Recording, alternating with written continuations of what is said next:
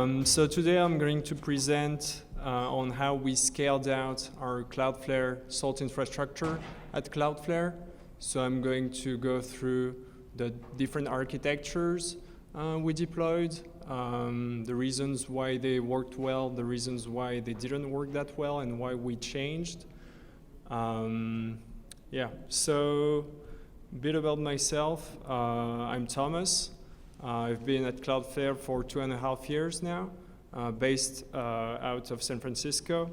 I'm an SRE in the Edge platform team. So the goal of that team is to work on projects so that we are able to support Cloudflare's growth in terms of new data centers, new customers, etc. So what does Cloudflare do? We do a few things. First one, which you may be most familiar with, is CDN.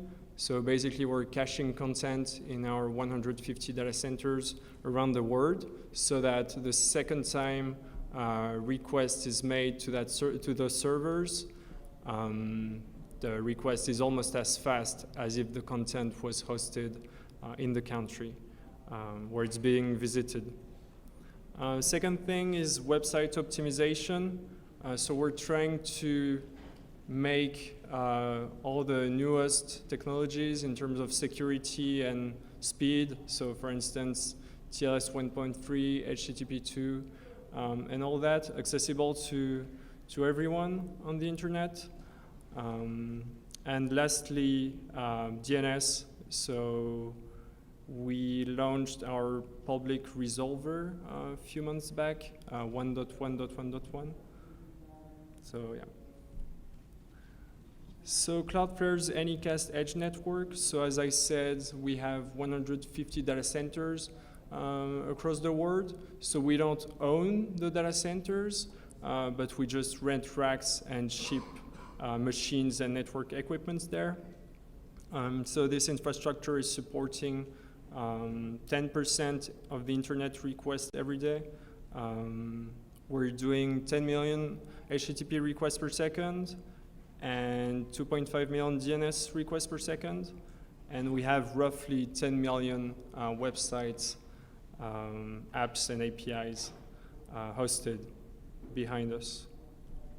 So if you want to know more, feel free to visit cloudflare.com, which has all the latest information on the new products.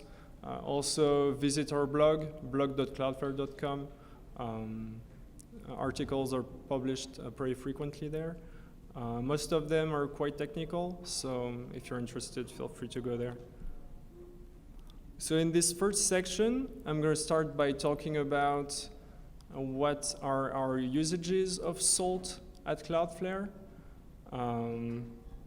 So firstly, we use Salt for provisioning. So when we ship machines to data centers across the world, we don't want to have the data center technician there having to install the OS and configure the partitioning and all that. So Salt goal is to provision machines that come online. So we ship machine with an image, and this image is very, very lightweight. Basically, it has Salt Minion installed, and what the server is going to do when it comes online first is going to talk to our Salt master and partition all the drives, create network configuration, configure BIOS, update BIOS, firmware, etc. And once that first machine is online, it's going to serve as a Pixie server for all the other machines that are going to come online in that data center. So this is on the edge side of things. I know that the network team is also using Salt pretty extensively.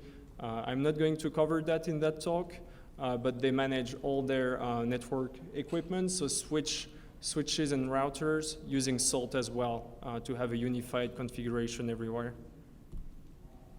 So secondly, once the OS is booted up and IP configuration is done, all the Linux configuration is then deployed using Salt. So firewall configuration, kernel parameters, setting up package repositories, settings, as well as local package repository caches within each data center. All that is done using Salt. We also deploy all of our logging software. So it's mostly standard logging software, so syslog. So all the configuration is managed by Salt. And also everything for like synchronizing time using NTP, etc. is all configured by Salt. So once the OS is configured, then Salt is deploying our software packages that we need to run our stack on servers. So monitoring software, mostly open source, as I'll show in the next section. Configuration management, this one is quite easy. We only use one, which is Salt. So Salt is managing Salt, which may seem counterintuitive, but we were able to set up a graceful upgrades of Salt using Salt, which is useful. We manage all of our eyeball facing stack. So eyeball facing stack is basically everything that a request coming from the internet is going to hit on the server. So those are the products we sell to customers. And also all the non-eyeball facing stack. So we have a bunch of software that we install on our servers that eyeball never touch, but that we need to manage our servers. So those are deployed using Salt as well. Last use case of Salt is command and control. Sometimes we want to get information from all the servers. So we use Salt to do command.run or survey.hash on grains. Like if we want to survey the whole fleet for, I don't know, a drive model to try and correlate that with like performance issues or stuff like that, Salt is the perfect live database of all this info. So now I'm going to talk about our Salt architecture. So I'm going to start by the initial architecture, the intermediate architecture we deployed, and finishing by the current one. So Salt deployment in numbers. So currently we have 250 Salt masters deployed in 150 data centers. They manage 7,000 physical servers. So it's not a huge deployment, but we are doing many things with Salt. So high state, for instance, runs 2,500 states. So that had to be optimized, as I'm going to talk about it in the next section. So the Salt repository, I think, was created 4 years ago. And there are now 60,000 commits in the Salt repo.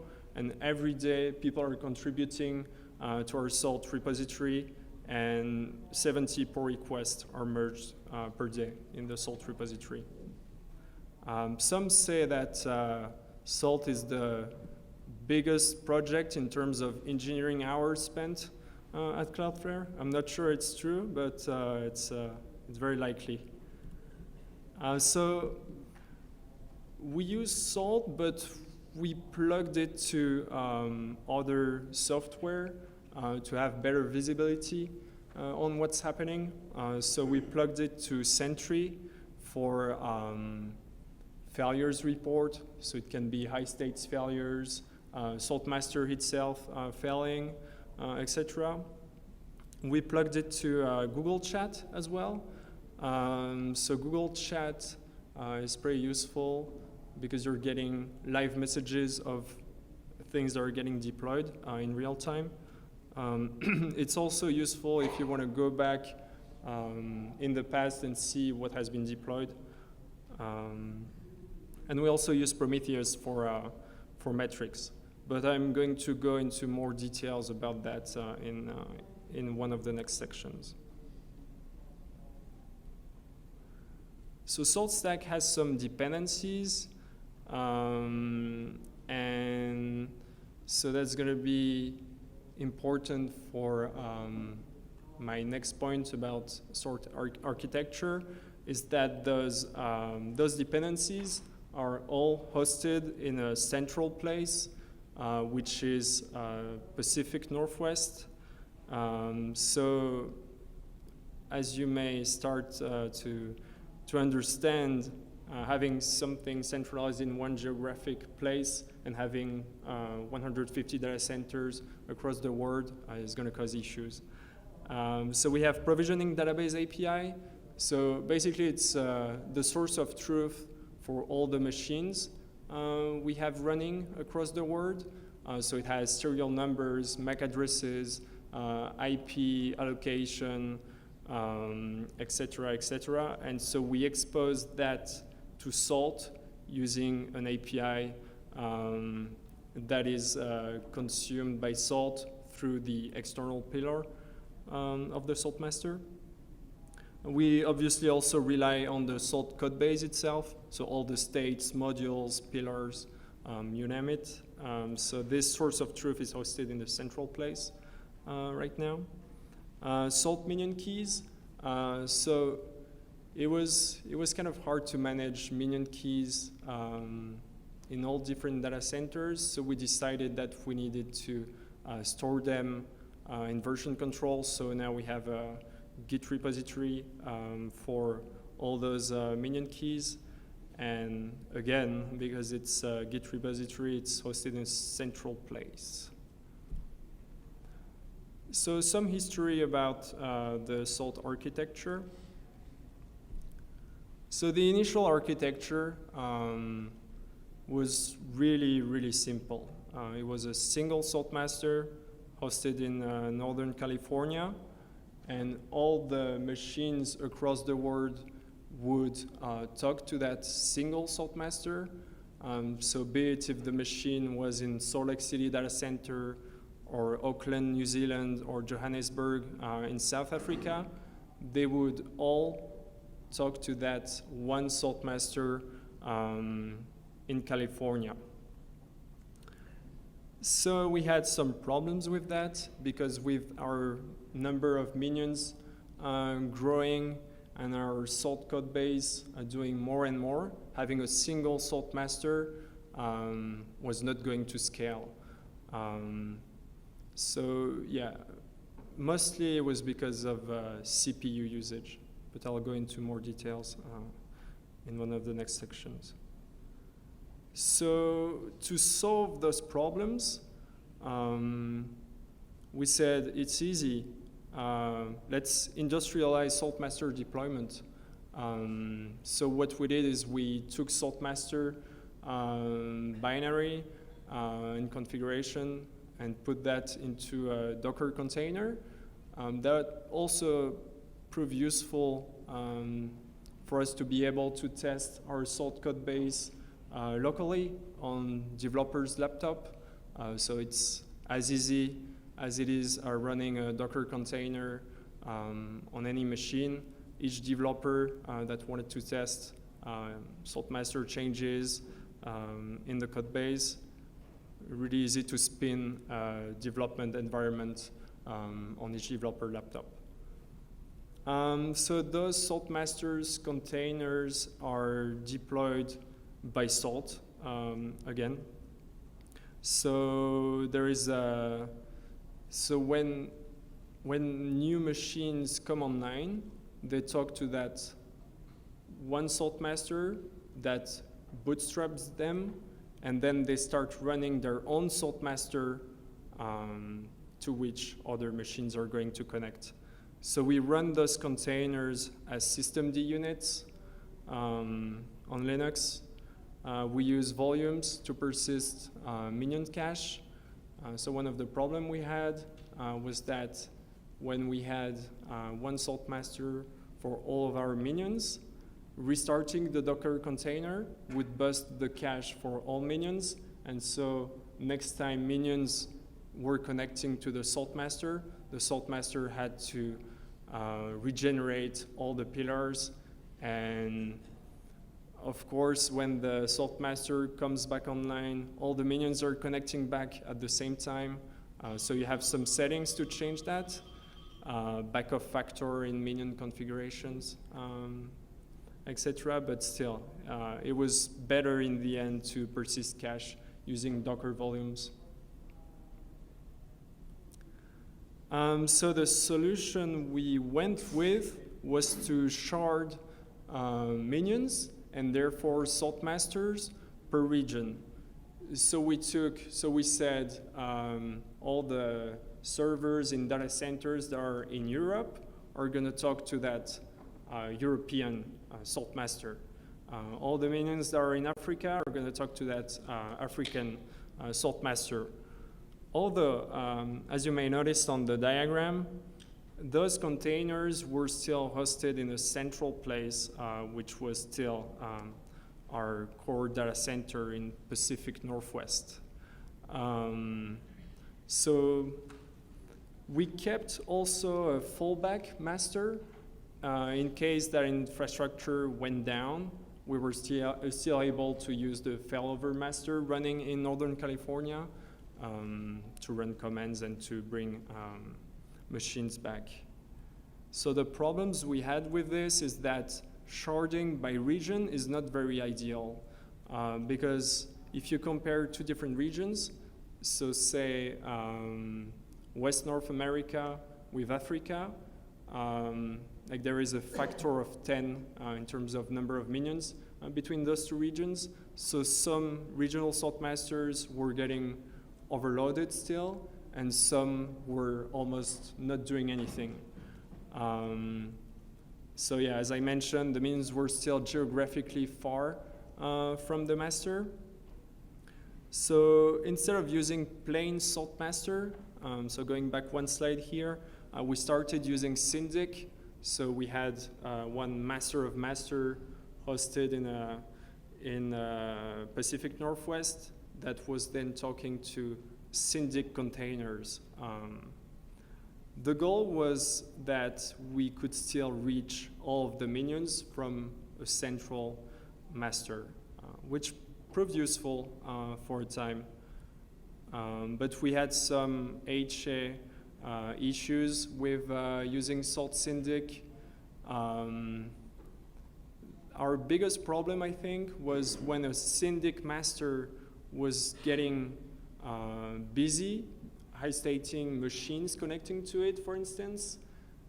The commands, the jobs we were sending from the master of master was getting timeouts from Syndic.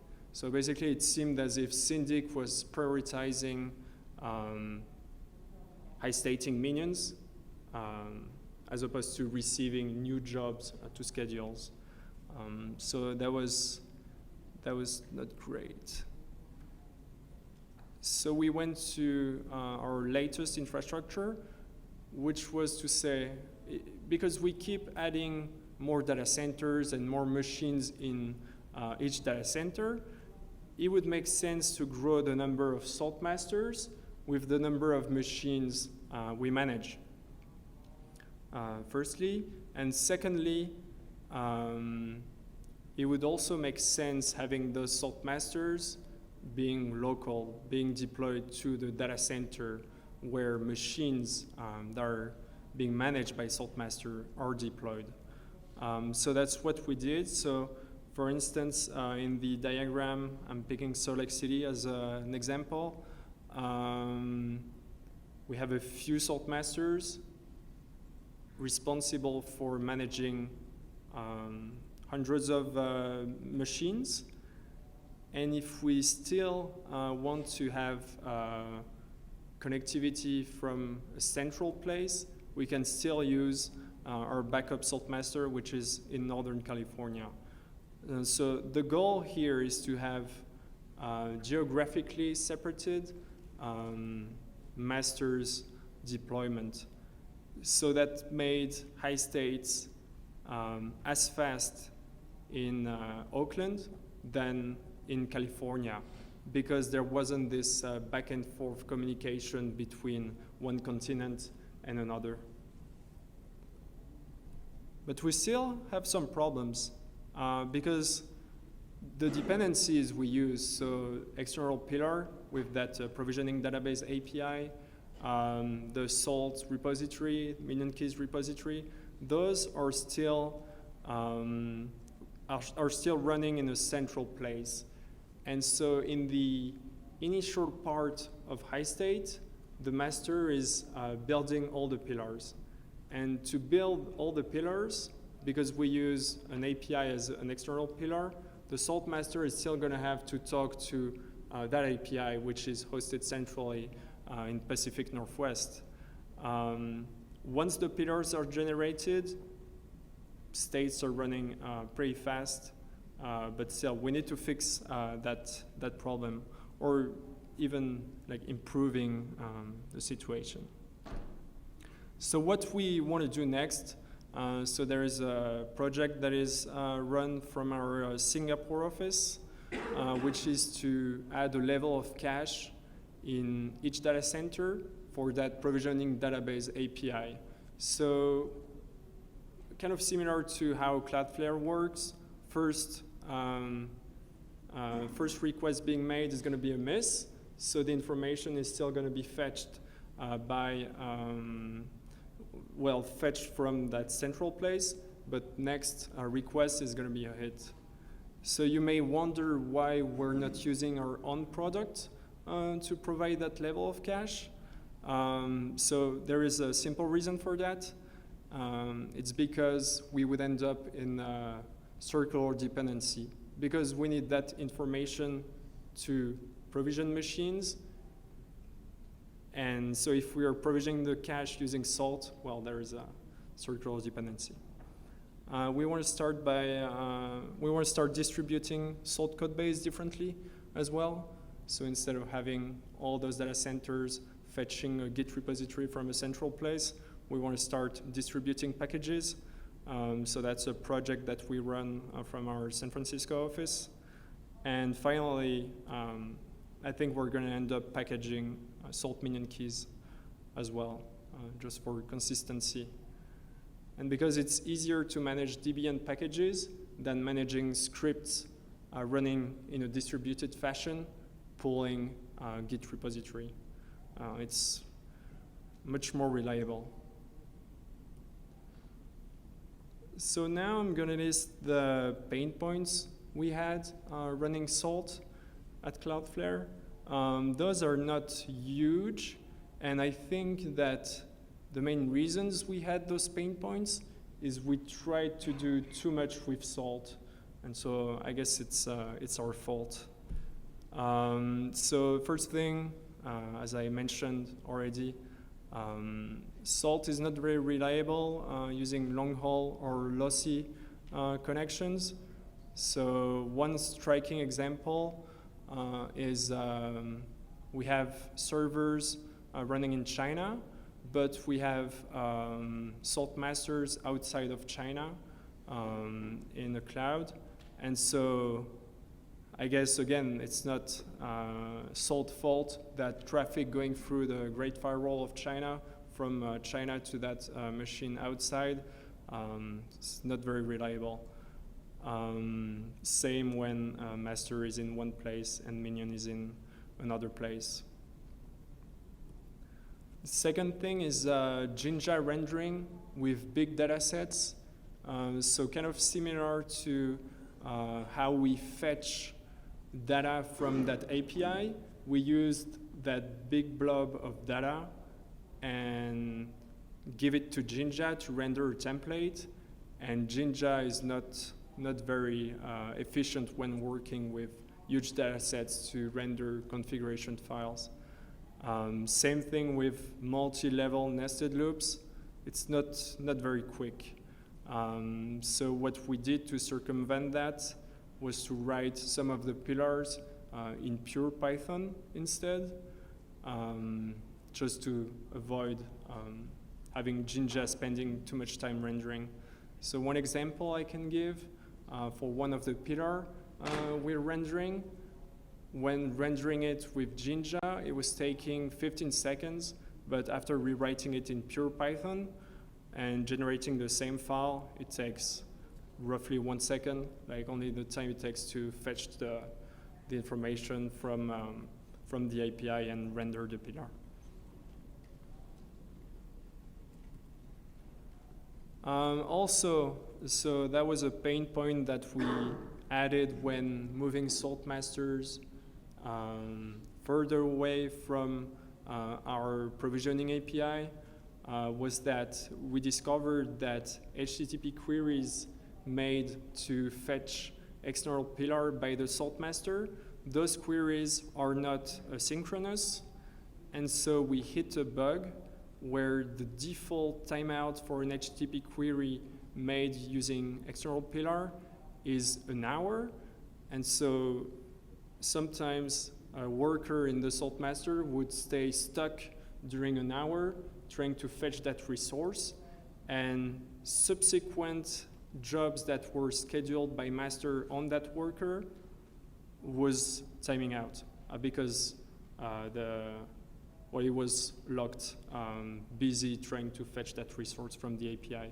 because the HTTP query is not made asynchronously.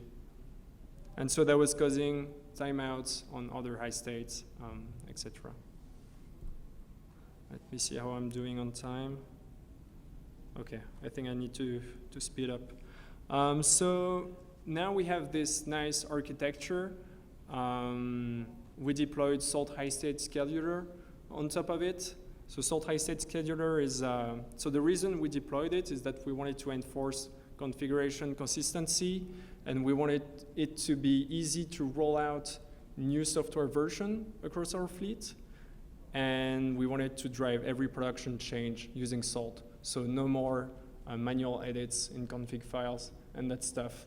That works pretty well. So if someone changes a file manually, it's going to get rewritten by Salt, and that's easy to prevent then people from doing that. So how we did it is that we added a kind of a sidecar service to SaltMaster, which is a Python script, and whose job is simply to schedule high state jobs. So it keeps track of last high state that was done for each minion, and so we give it an SLA, as we call it. So we say, in this data center, all machines need to be high stated every hour. So it's going to make sure this is happening. The caveats of that, once you start high stating everything, obviously, is that if you end up with a bad commit, bad configuration of bad software version rolled out, the impact can be massive pretty quickly. It also has an impact on server load because minions are running high state all the time. It takes CPU time. So that's something you need to consider when you want to run as performant as possible.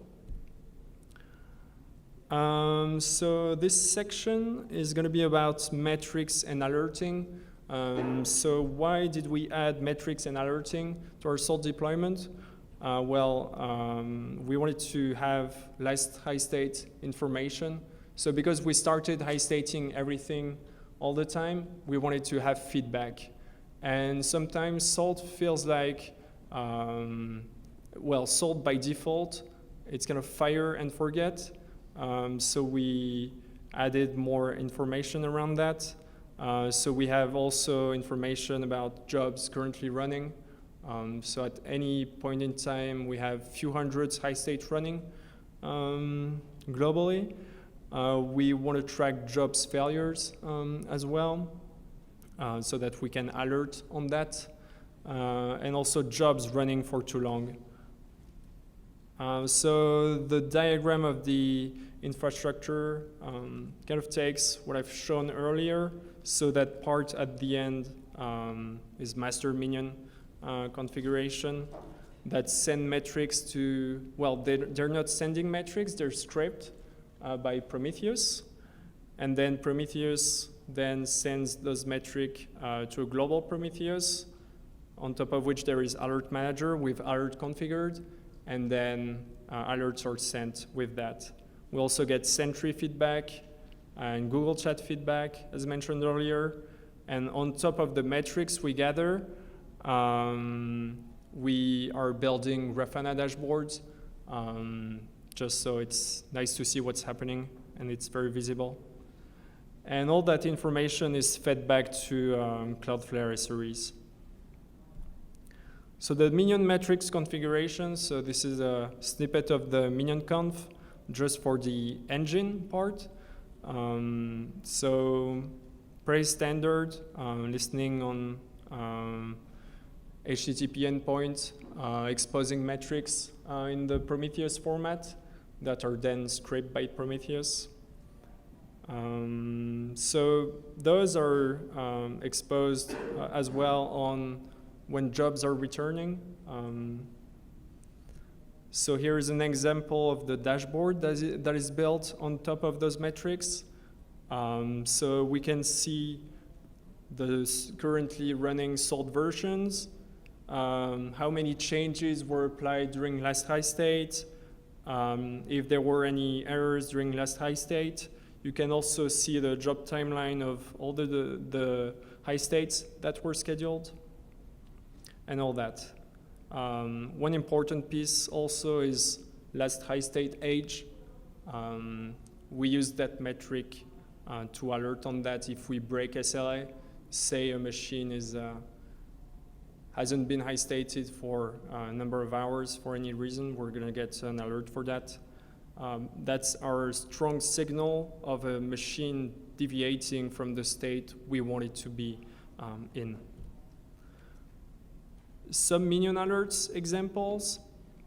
Salt Minion function is running for too long. This one is pretty funny. We added it because at some point someone ran tcpdump command using command.run from Salt. And so the process was running forever, and we wanted to be alerted on that. So now if a command.run or high state is running for more than an hour, we get an alert for that. We also get alerts if high state failed to render.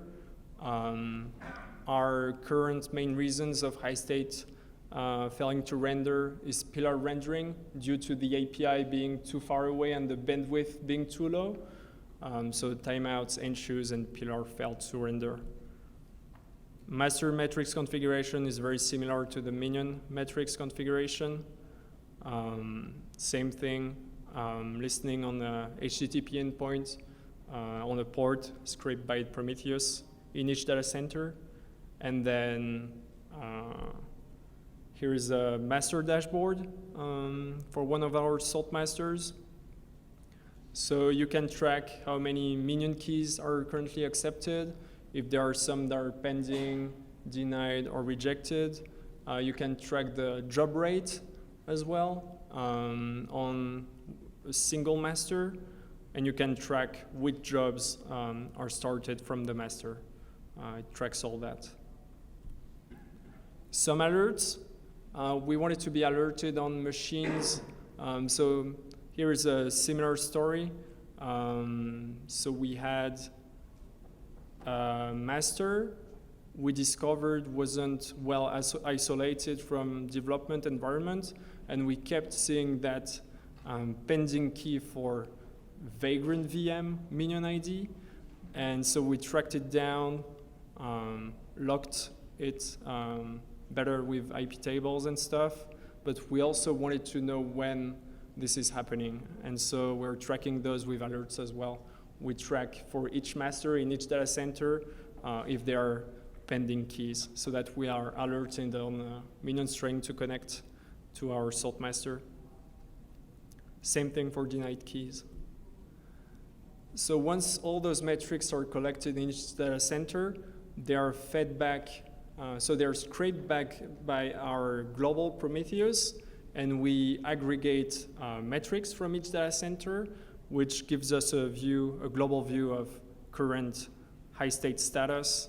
So number of running high states, changes applied during last high state globally. And another nice to have is the average high state run duration. This one is very nice to track and see if it starts increasing for for any reason. So as I said, we have Google Chat notifications for each high state. So basically, it's just the high state diff that is showing up there. That makes it easy to search for past events. We also put those in Elasticsearch because Google Chat search weirdly can sometimes be wonky. We have Sentry errors as well. So here is an example to state high state failed for some reason, for a rendering error. So what do we want to do next with that infrastructure? So first, we want to leverage Salt more for canary deployments, and we would do that. So since now it's easy for us to deploy more Salt masters in each of our data centers, we could say, let's deploy a new canary Salt master in all data centers and plug a few machines in all those data centers to this canary Salt master. And that canary Salt master could run on a different branch, so we could test new versions of software in a more safe way. Because right now, how we do scoping of our deployments, everything is done inside the Salt code base, so there's still room for errors. And so if a bad conditional is added, it can trigger upgrade in other machines. So we want to contain that as much as possible. Even though we have CI running with a bunch of tests, there's still room for mistakes. We want to do some Salt code base optimization.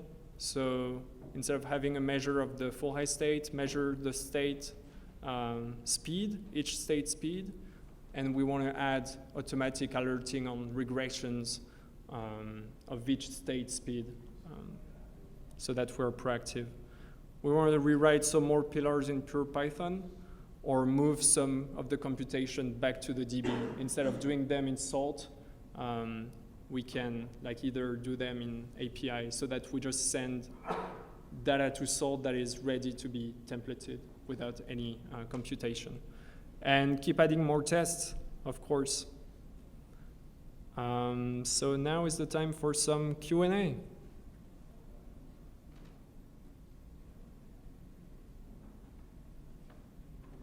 Yeah. I have two questions. Firstly, kind of winding back to the beginning, and I guess you mentioned that you are managing all of your unique keys in your repository or other repository. Yeah. How do those keys get there? So is that a manual process where you go generate keys and authorize them, or do you have some sort of automated process to build those key databases? So right now, the process is new machines come online. So they try to connect to the Minion, to the master, sorry. And so pending keys show up, and we have, for now, a script to fetch those keys from the data center, commit them to Git, send a pull request. But that's something that we want to change. Ideally, we would pre-generate Minion keys using a seed, which we already do, so that they keep the same after reboot. But ideally, we would pre-generate them, store them in a DB, so we have a DB of pre-authorized keys and being able to accept them quickly. Yeah. And then the other quick question, are you guys using SaltStack at all, or are you kind of using canary as the idea of environments? We're using, canary as the idea of environment, yeah. So what we've done is we've kept that single monolithic Salt repository, and what we're going to do is we're going to stage this in different stages instead of managing environments within the Salt code base.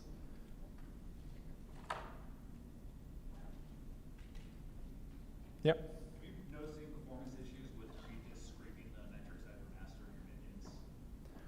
Actually, no. It's been pretty good. Yeah. What's the scrape routine that you guys do on those? I think it's 60 seconds. Yeah. And the endpoint is not that big, so yeah, it's fine.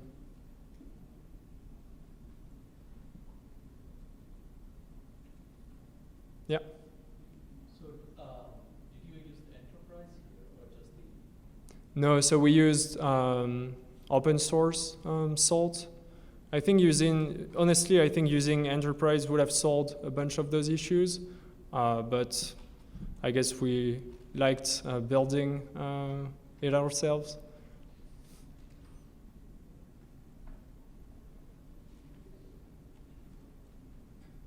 Yeah. Mentioned something that you're rewriting some of the pillars into Python. Yeah. Is that a general good thing to do, and would you commit that back? So I would say that's not a good thing to do, but I mean, end justifies the means. So, yeah. You mentioned that you were using Python sidecar for scheduling. Why not Salt built-in scheduler? That's a good question. So we wanted to have it in a kind of separate process, separate service that attaches to the Salt master. We thought about using scheduling inside Salt master, but we ended up writing a separate program. But yeah, that's a good point. That could have been a possibility of doing it. Yeah.